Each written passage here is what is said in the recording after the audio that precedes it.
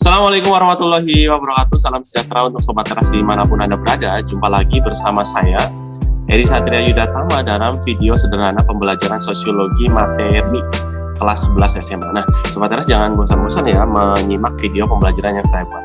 Pada kesempatan kali ini kita masih berada di KD kelompok sosial dalam masyarakat. Nah, subbab yang akan kita bahas dalam video pembelajaran kali ini yaitu berkaitan dengan pola hubungan antar kelompok dalam masyarakat. Kalau kita lihat peta konsep pembelajaran, kita sudah lumayan jauh, kita masuki pola hubungan antar kelompok di dalam masyarakat. Nah, untuk video berkaitan partikularisme dan eksklusivisme, memang saya secara sengaja tidak membuatkan video pembelajarannya, namun saya langsung melaksanakan kegiatan pembelajaran dengan siswa-siswa saya menganalisis bagaimana partikularisme dan eksklusivisme kelompok itu. Nah, oleh karena itu, kita nanti di dalam video pembelajaran ini kita punya tujuan untuk mengidentifikasi berbagai pola hubungan antar kelompok dalam kehidupan masyarakat kita. Kita tahu bahwa di dalam kehidupan masyarakat kita banyak sekali bentuk-bentuk kelompok sosial. Antar satu kelompok dengan kelompok yang lain pasti berkomunikasi, terjadi kontak. Nah, adanya interaksi, kontak dan komunikasi tadi kan bagian dari interaksi, itu mengakibatkan pola. Nah, pola yang ada di dalam masyarakat kita. Pada kesempatan pembelajaran kali ini, saya mengambil materi dari sumber bukunya Kun Mariyati, di mana nanti ada salah satu tokoh namanya Michael Banton yang menjelaskan pola hubungan antar kelompok dalam kehidupan masyarakat kita. Langsung saja, tidak berlama-lama, kita masuk ke materinya. Perhatikan gambar yang saya tampilkan nih, Sobat Teras. Gambar yang saya tampilkan ini, saya baru saja membaca salah satu media surat kabar, dia menuliskan penyebab konflik Rohingya di Myanmar. Berikut penjelasan. Saya jelaskan nih secara singkat ya. Penjelasannya langsung dari saya.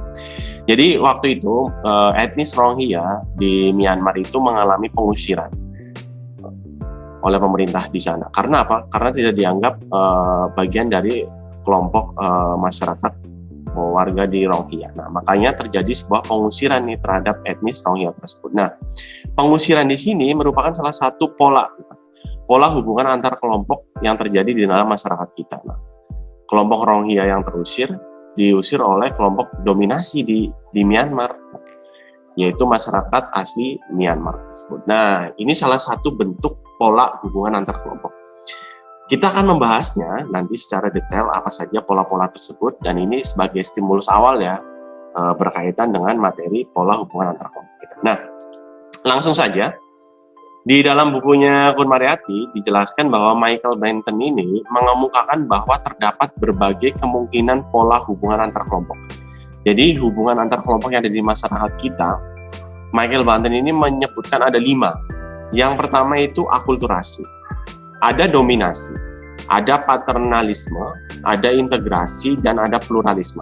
Sebenarnya kalau kita tahu pola yang terjadi dalam masyarakat kita itu banyak. Misalnya terjadi konflik, itu bagian dari pola yang terjadi dalam masyarakat kita.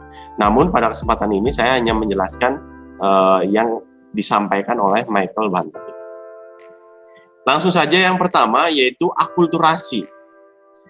Akulturasi adalah proses pertemuan dua kebudayaan atau lebih yang lambat laun diterima dan tanpa menyebabkan hilangnya kepribadian kebudayaan itu sendiri. Ada perpaduan dan berbaur. Jadi ada perpaduan dua kebudayaan yang menjadi satu tanpa meninggalkan kebudayaan-kebudayaan yang lain. Misalnya dua kelompok masyarakat, nah, mereka berpadu nih, berbeda budaya. Kemudian menyatulah mereka tetapi tidak meninggalkan kebudayaan-kebudayaan lama. Contohnya misalnya masjid yang ada di Kudus nih, dia berpadu antara kebudayaan agama Islam dengan kebudayaan masyarakat Hindu ya. Nah, terjadilah perpaduan di Masjid Kudus itu. Nah, dan masih banyak perpaduan antara kebudayaan yang lainnya di dalam kehidupan masyarakat kita. Baik itu etnis, ras, budaya, religi dan sebagainya. Kemudian ada dominasi. Dominasi di sini yaitu terjadi jika suatu kelompok menguasai kelompok lain, mendominasi. Nah, pasti Sobat Teras sudah sering mendengar kata ini ya. Ada beberapa jenis dominasi seperti yang pertama genosida. Genosida ini sangat mengerikan Sobat Teras. Jadi genosida itu ingin memusnahkan salah satu kelompok etnis. Contohnya dulu tuh kalau di zaman Perang Dunia misalnya ketika Nazi ya, Hitler ingin menghancurkan atau menghilangkan etnis Yahudi. Nah, dan sebagainya. Nah, itu namanya genosida. Nah, kemudian ada perbudakan. Nah, perbudakan ini dilakukan oleh kelompok tentunya yang dia menguasai. Misalnya ketika di era penjajahan nih, zaman dulu kelompok penjajah datang ke Indonesia, kemudian dia melakukan perbudakan terhadap masyarakat pribumi kita. Nah, terjadilah perbudakan, kerja paksa, kerja rodi, dan sebagainya. Kemudian ada pengusiran. Pengusiran itu, nah seperti yang tadi saya contohkan berkaitan pengusiran etnis Rohingya misalnya, oleh masyarakat atau pemerintahan Myanmar, atau pengusiran masyarakat Palestina oleh Israel misalnya di jalur Gaza. Nah ini masuk dalam sebuah dominasi. Kemudian ada segregasi. Segregasi itu pemisahan antar dua kelompok ya. Misalnya kalau kasusnya di luar negeri ada yang mana apartheid. Apartheid itu ras kulit hitam dipisahkan dengan ras kulit putih. Jadi orang ras kulit putih menganggap bahwa ras kulit hitam itu lebih rendah derajatnya daripada dia. Nah, namanya apartheid. Nah, segregasi juga bisa terjadi pemisahan antar kelompok ini apabila misalnya masyarakatnya sedang terjadi konflik. Mereka memisahkan diri antara kelompok masyarakat A dengan B tidak mau bertemu. Atau misalnya kalau ini konfliknya bersifat religi, kelompok masyarakat agama A dan agama B terpisah gitu. Nah, itu namanya segregasi. Nah, genosida, perbudakan, pengusiran, dan segregasi merupakan bagian dari dominasi dan merupakan pola hubungan yang terjadi dalam antar kelompok masyarakat di kehidupan kita. Itu yang kedua. Yang pertama akulturasi, yang kedua dominasi, kemudian yang ketiga adalah paternalisme.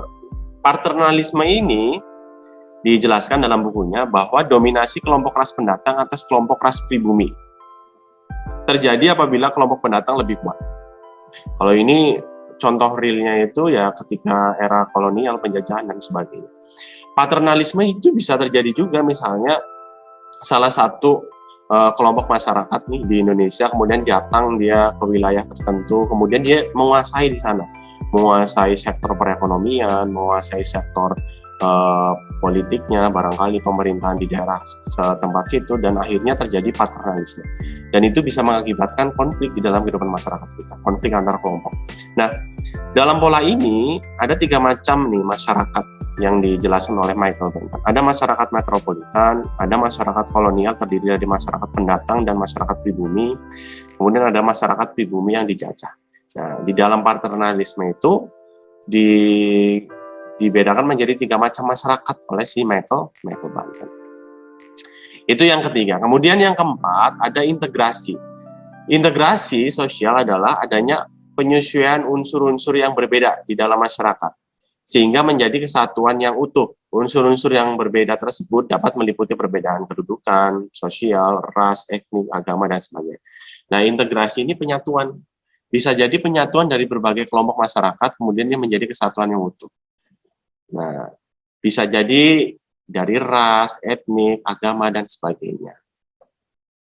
Nah, itu namanya integrasi sosial. Nanti ada materinya sendiri berkaitan dengan integrasi di KD 3.5 atau di semester 2 kelas 11. Nah, integrasi ini masuk ke dalam pola hubungan antar kelompok yang ada di masyarakat. Nah, contohnya Indonesia terintegrasi menjadi masyarakat di bawah naungan Bhinneka Tunggal Ika. Kelompok masyarakat suku yang berbeda-beda kemudian menjadi satu di bawah Bhinneka Tunggal Ika. Atau misalnya integrasi terjadi antara kelompok pedagang yang ada di pasar. Misalnya.